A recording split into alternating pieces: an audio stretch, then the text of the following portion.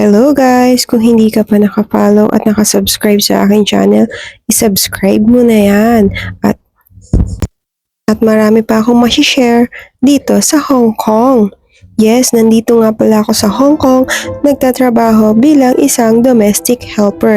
At syempre tuwing linggo, meron kaming oras para sa sarili namin, hindi lang para gumala at syempre para na rin makilala ang Hong Kong.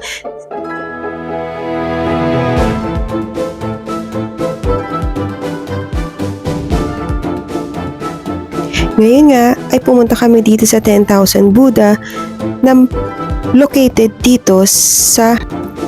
nga pala to sa Tai Wai na 5 minutes walk lang makikita mo na ang 10,000 Buddha.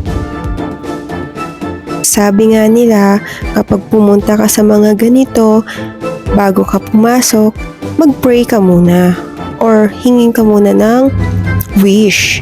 At sabi nila, matutupad ang iyong wish. Sa dami ba naman ng Buddha na to, ewan ko lang kung hindi pa matupad ang mga wish mo.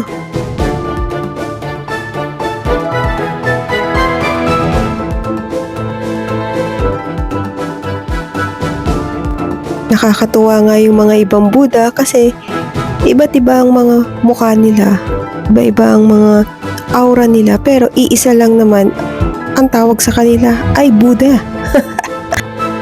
Kasama ko nga pala dyan nagpunta at umakyat ang aking mga kaibigan.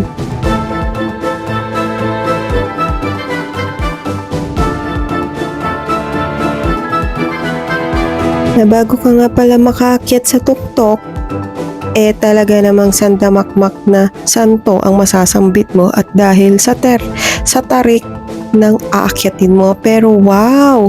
Look at the view!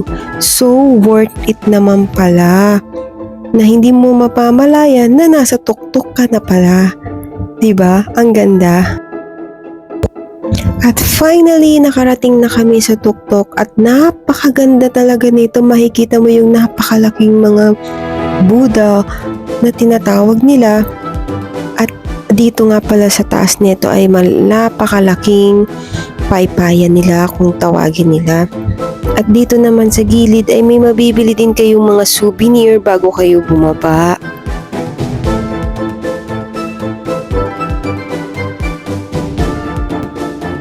Kaya kung pupunta kayo dito, huwag niyong kakalimutang mag-wish para naman matupad ang wish nyo. Ito nga pala yung souvenir shop nila na worth it naman to buy. Kasi ang ganda nandito na yung pampaswerte.